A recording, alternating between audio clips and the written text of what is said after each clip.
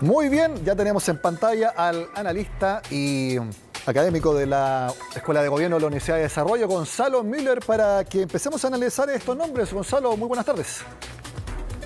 Hola Nicolás, ¿cómo estás?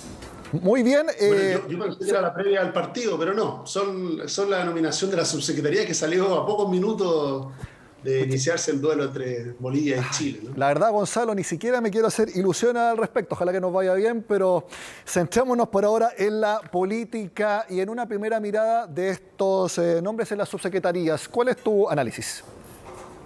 Bueno, primero, la primera gran señal que se ve, ¿no?, de estos 39 nombramientos, hay 5 que ya habíamos conocido el viernes pasado.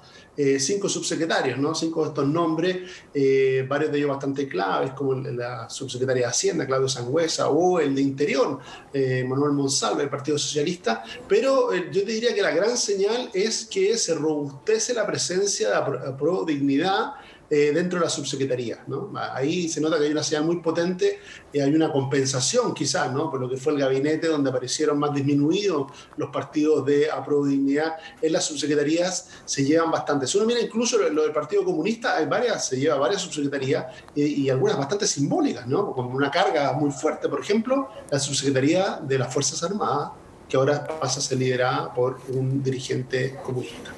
Exactamente. Entonces, esa es la primera señal que uno puede colegir de que el Partido Comunista, nosotros acá con Ignacia Jiménez, estábamos, mientras leíamos el currículum de los distintos subsecretarios y subsecretarias, decíamos que precisamente el Partido Comunista, junto también a Convergencia Social y Revolución Democrática, eran los partidos que más se repetían. También los independientes. Me parece que el Partido Comunista sí, más representado, y las otras 3 denominaciones que yo hago, bastante parejas.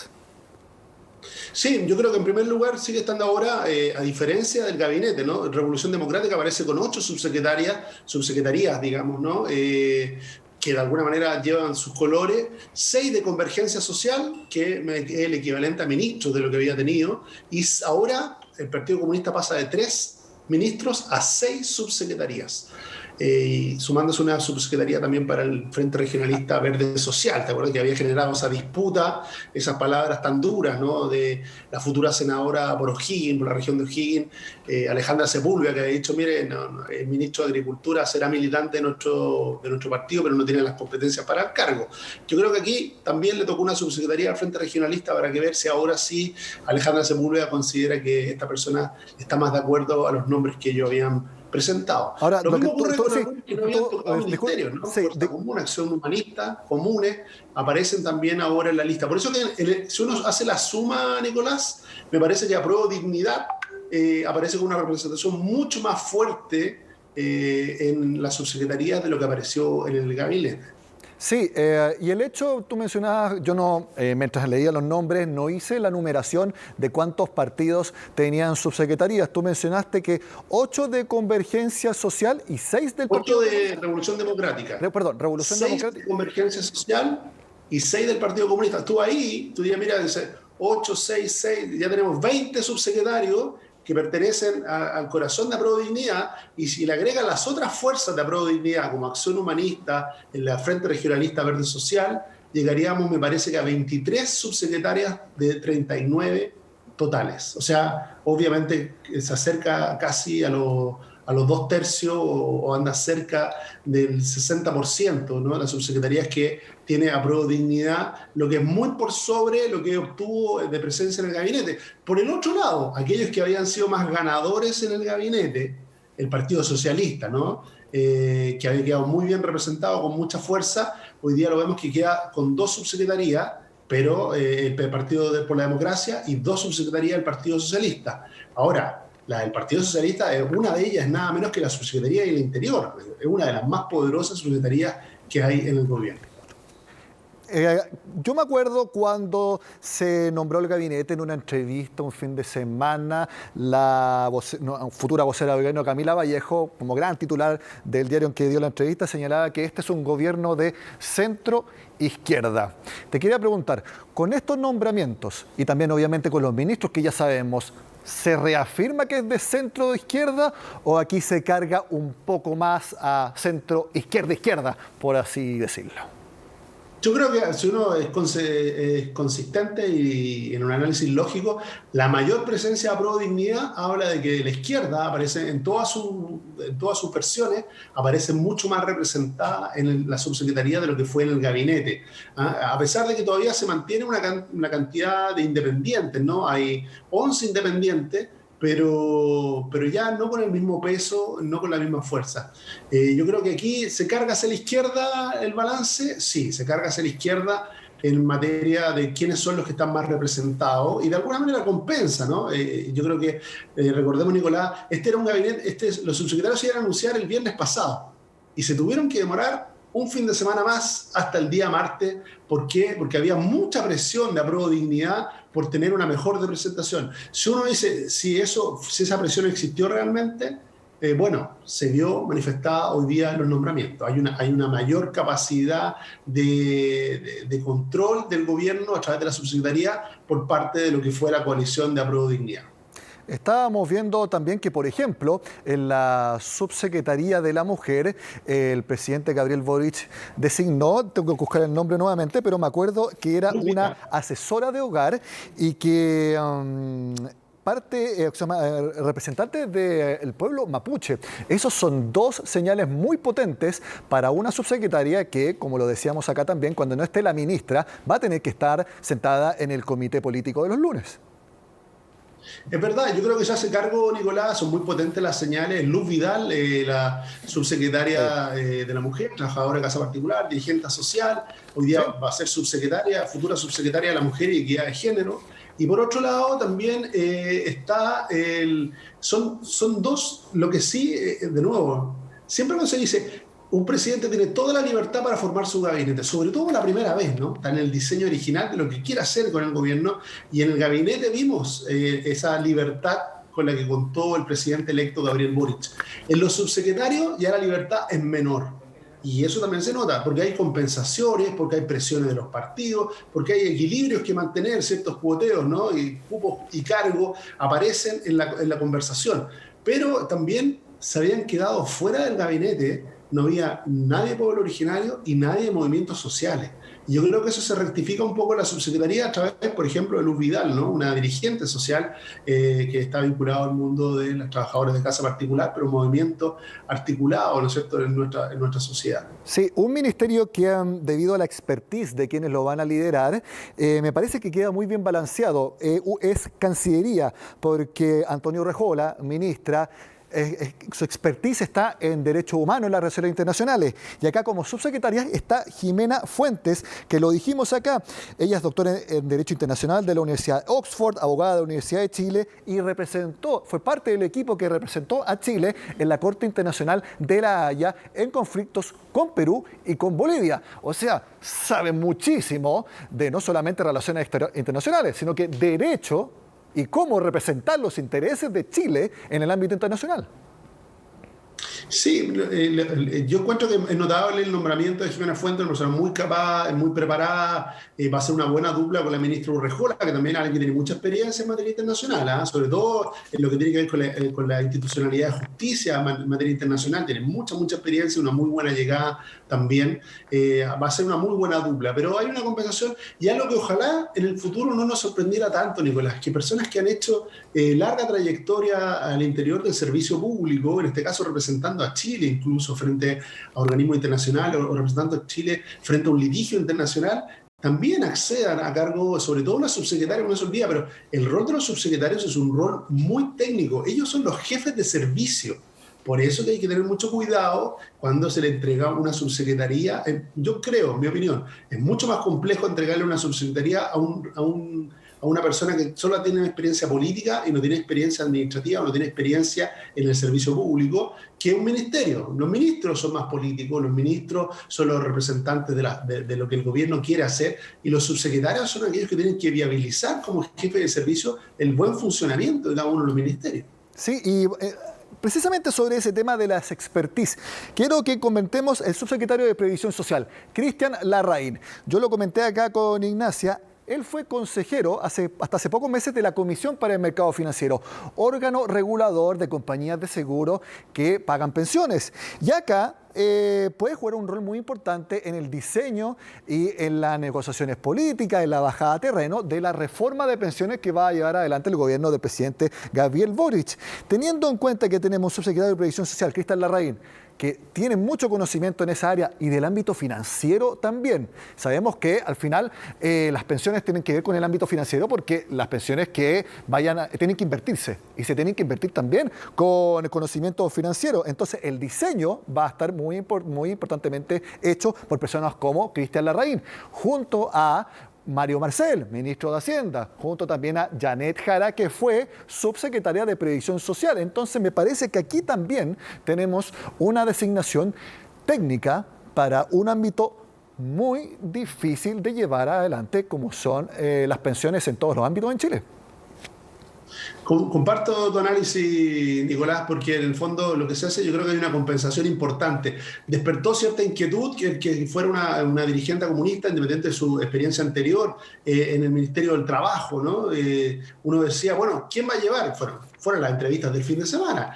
Por un lado, Mario Marcel, ministro de Hacienda, hablando de la reforma de pensiones, y por otro lado, la ministra que decía que había que trabajar en equipo, la futura ministra del Trabajo, ¿no? Janet Vega. Aquí se apuntó por un subsecretario con un gran conocimiento técnico. Las canas también sirven, es algo importante. Cuando uno mira, hay un gabinete generalmente joven, pero hay canas en los lugares correctos, pareciera. Uno de estos es la Subsecretaría de Previsión Social, si es que se quiere avanzar en una reforma previsional. Yo creo que el rol de Cristian Larraín va a ser muy determinante. Otro caso similar también es el de Alfredo Gutiérrez, y el subsecretario de Obras Públicas, donde también son personas que tienen una trayectoria larga en el servicio público, han estado en distintos estamentos y de alguna manera también vienen a mover organismos que son muy grandes, como el Ministerio de Obras Públicas o el Ministerio del Trabajo, en este caso la Subsecretaría de Prevención Social. Yo creo que la sintonía que se pueda producir entre Cristian Larraín y Mario Marcel va a ser bastante natural, hablan el mismo lenguaje y va a ser muy importante para avanzar en una reforma de pensiones.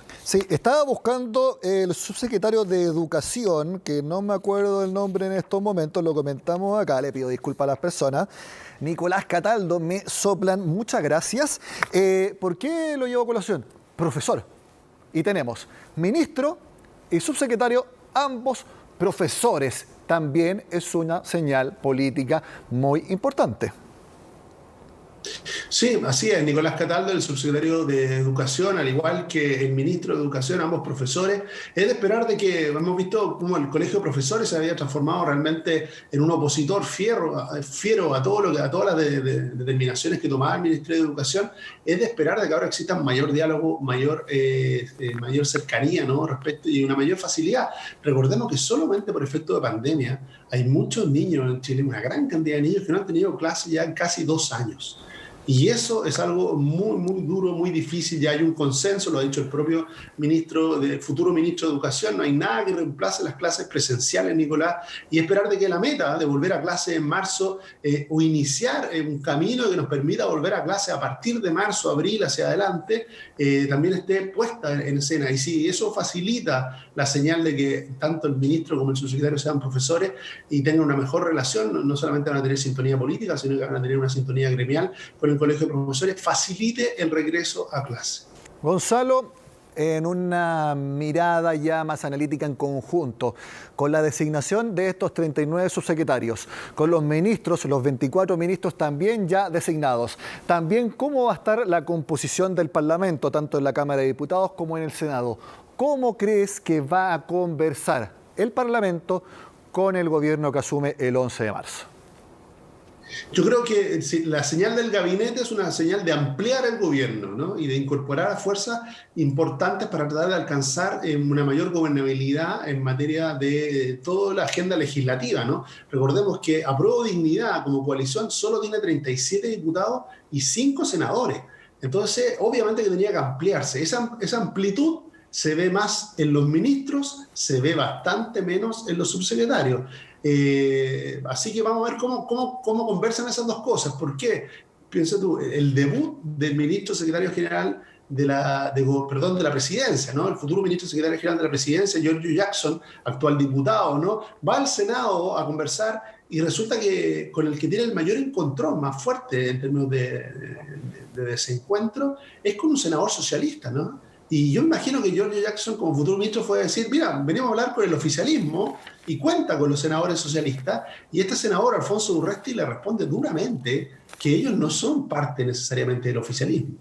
Yo escuchaba también una declaración del propio José Miguel Insulza, que él decía, ¿qué va a pasar con la democracia cristiana? Que si bien tiene pocos diputados, tiene solo 8 diputados, de todas maneras esos 8 diputados son clave para acercarse a una mayoría que no tiene apruebo dignidad en la Cámara de Diputados, pero también tiene 5 senadores que pueden ser clave para poder alcanzar una mayoría también en el Senado, ¿no es cierto? Cuando se habla de 25 senadores de oposición y 25 senadores del oficialismo hacia el futuro gobierno, esas cuentas, ahí se da por descontado que la democracia cristiana va a estar alineada con el oficialismo, cosa que si no pasa con el Partido Socialista, yo creo que mucho menos con la democracia cristiana. A ver, ya, con la democracia cristiana, te quiero hacer una hipótesis, tú me comentas cuál es tu opinión. Si bien no está representada oficialmente la democracia cristiana en ningún miembro del gabinete, te quiero opinar el nombre de la subsecretaria de la general de la presidencia, Macarena Lobos. Tú mirás, ¿por qué? Si ella es independiente. Sí, es independiente, pero ella fue mano derecha de Jasna Proboste en su campaña presidencial. Jasna Proboste, candidata de la democracia cristiana. ¿Puede ahí haber algún acercamiento, aunque no sea oficialmente nombrado con la DC, pero puede haber ahí algo o estoy hilando muy fino, Gonzalo?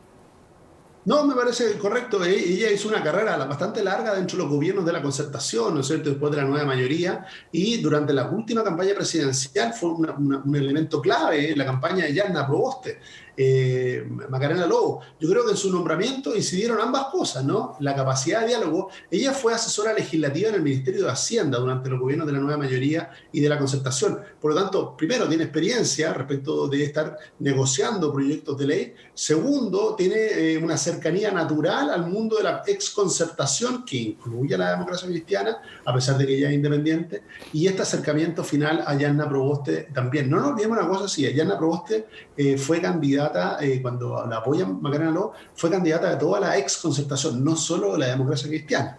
Así que ahí hay que ver. ¿Es un gesto? Sí. ¿Hay una señal? Sí. Es como hasta ahí se llegó. Una persona independiente que tuviera cercanía con ese mundo, pero ningún solo demócrata cristiano en el gobierno. Hasta Ahí, ahora, por sí. lo menos. Ahí sí que se cumple lo de los anillos. Hay que darle los anillos bien afuera de la democracia cristiana.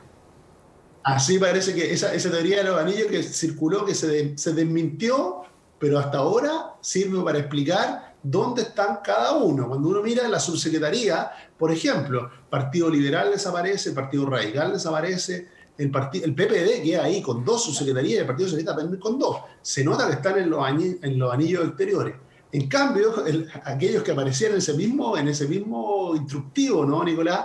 Que si recuerdas, los que estaban más hacia el centro, que era Prodignidad, aparecen con mucha fuerza ahora en la subsecretaría. Ya, a ver, hagamos un juego. Hagamos que el presidente electo es el señor de los anillos. Estamos a 3 minutos del partido, Nicolás. Sí, ya, rapidito. ¿Quién queda en el anillo más interno del presidente electo Gabriel Boric? ¿Qué partido? Convergencia Social, su partido. Después.